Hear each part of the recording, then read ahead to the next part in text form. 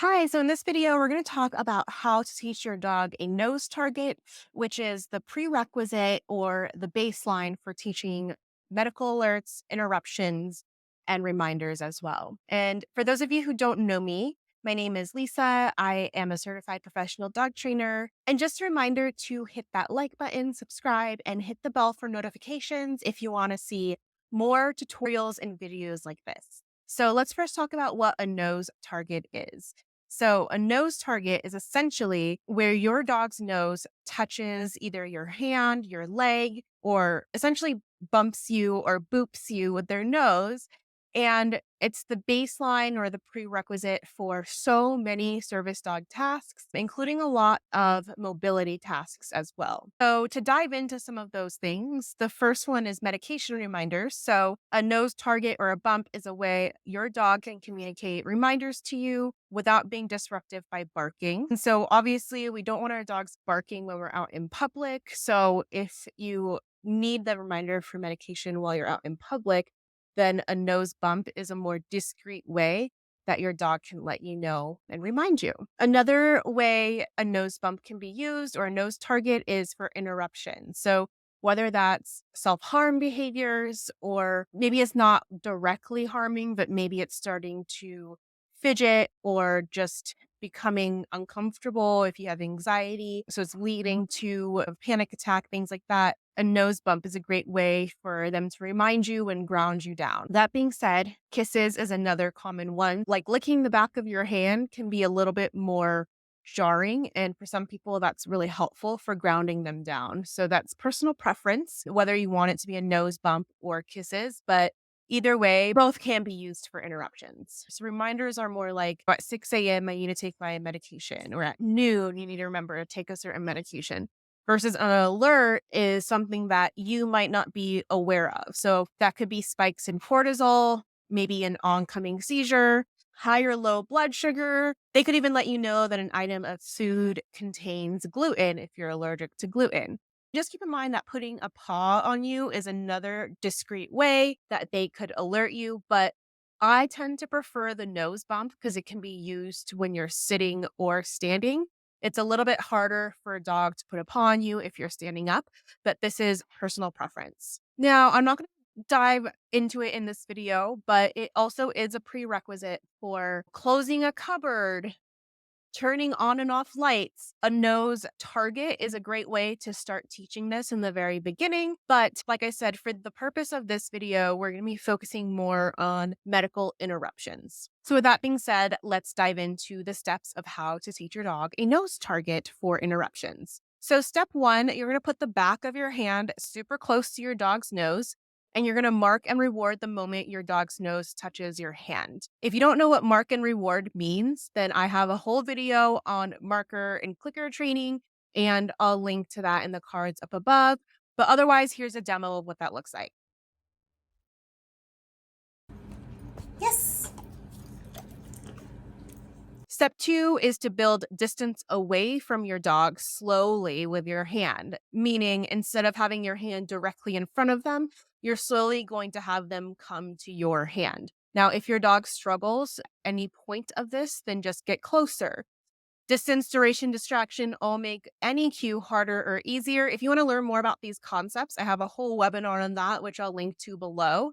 But otherwise, just for the purpose of this tutorial, without getting too into the training concepts, just make it easier for your dog if they're not doing it when you bring your hand too far away. So here's what that looks like. Yes.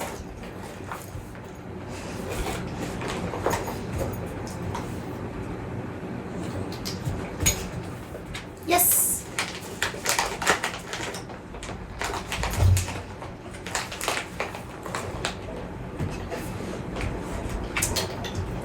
Touch. Yes.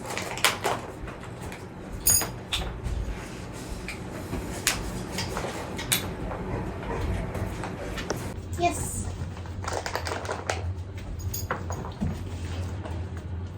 Yes.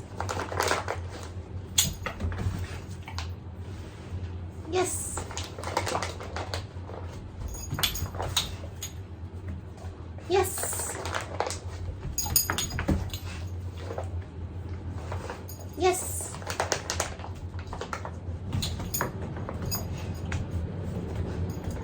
Yes.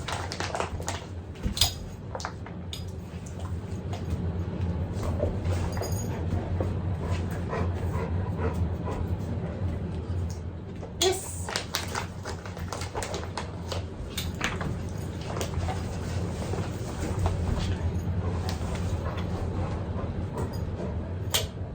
Yes.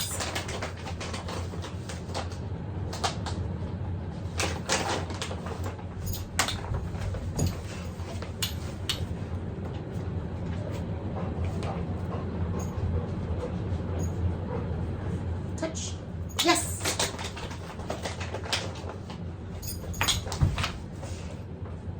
Touch. Yes.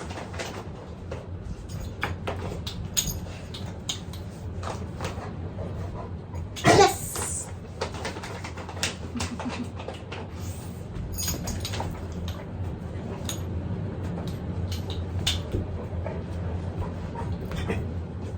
Yes.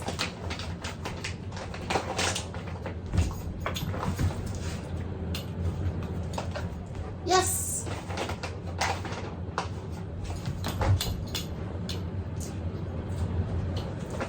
Yes.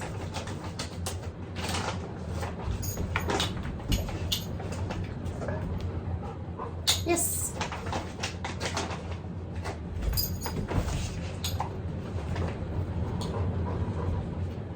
Yes.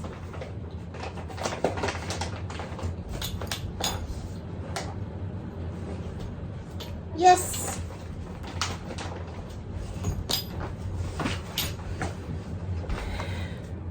Okay, so a little intermission before we go into the next step.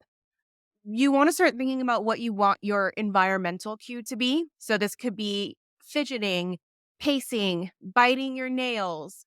And like I said, we are focusing on interrupting some of these self harm behaviors. But if you want to use this for an alert or for medication reminders, your environmental cue will still apply here. It's just that if it's a medication reminder, your environmental cue is a certain time of day. So you'll want to tie it to, let's say, when you start brushing your teeth in the morning or something that you're guaranteed to do in the morning. Maybe it's getting out of bed or something like that. Or if they hear the alarm and you're still sleeping. Just know for this video, we are focusing on interrupting some of these behaviors that are considered self-harms. That could be fidgeting, nail biting, pacing, etc. So, with that said, let's dive into step 3, which is to do your environmental cue. We're going to use nail biting as an example. Pause for a moment and then put your hand out for that nose bump. And you're going to keep pairing those two together over and over again so that your dog starts to make that connection. This is called a cue transfer. And so here's what that looks like. For step 4, you're going to slowly start to act a little bit more natural. So rather than putting your hand out or acting weird like you're actually training, like we have been, we're going to start to act more natural. So what you're going to do is do your environmental cue. So in this case, nail biting, and then put your hand down. And if your dog struggles at this point, you can start to do what you've been doing, like sticking your hand out a little bit, but we're really trying to phase that out now and we're trying to act more normal. Also, keep in mind that this video tutorial is filmed over a few training sessions. So, even though you're watching it all at once in this video, know that depending on the dog, it might take a few days, right? Or some dogs might catch on to it really quickly. It really varies on each individual dog, but don't be discouraged just from watching this video and thinking that I'm doing it all in one session because it actually is broken up into multiple sessions. You're just seeing it at once. So, with that being said, here's what that looks like.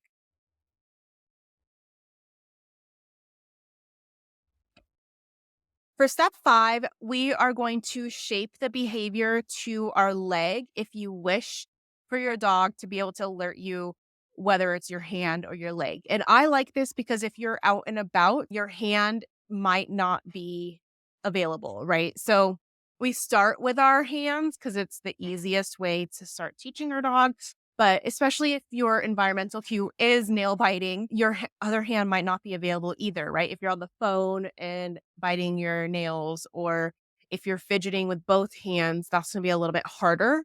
So, especially if you're standing. So, having your dog be able to nose bump your leg can be helpful as well. So, here is what that looks like. You're going to, so here is what that looks like. Now, a little bit of troubleshooting just because this step is a little bit harder. Not all dogs will catch on to this as easily. So, another method that you can use is the post it method, which is where you first start with adding a post it to the back of your hand, almost like making the post it a target. And then you can start to bring the Post-it by your leg. And this is especially helpful if you are going to end up teaching your dog how to close a cupboard or anything like that, because then you can move the Post-it to the cupboard. And so your dog learns that this nose bump behavior applies to wherever the Post-it is. And then you would slowly fade the Post-it out after that. But for some dogs, this just makes it easier for them to understand. But like I said, it's not necessary for every single dog, but I did want to mention this just in case you are struggling a little bit. Okay, so the last step is to generalize. And this is where we start to incorporate it more into real life. So in real life, we're not doing official training sessions. We are living our daily life, doing normal things, and we need our dogs to interrupt these behaviors at any time of the day when we do it.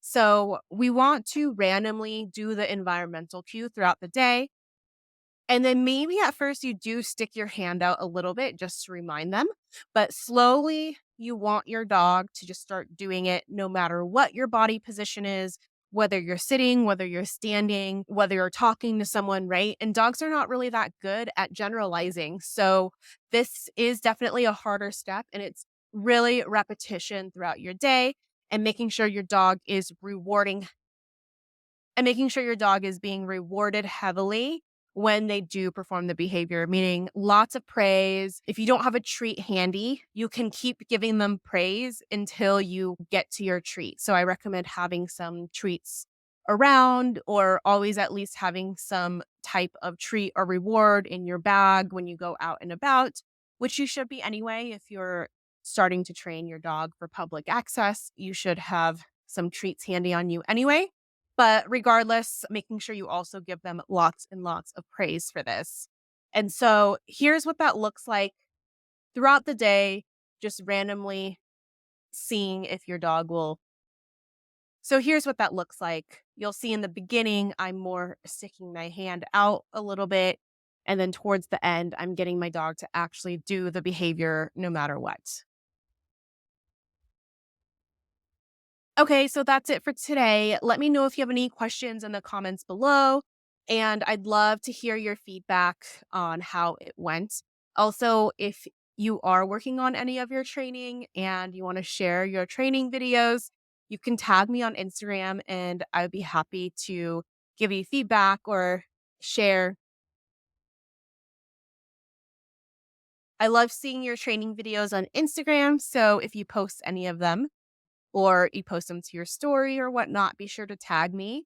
And I hope to see you in the next video. Bye for now.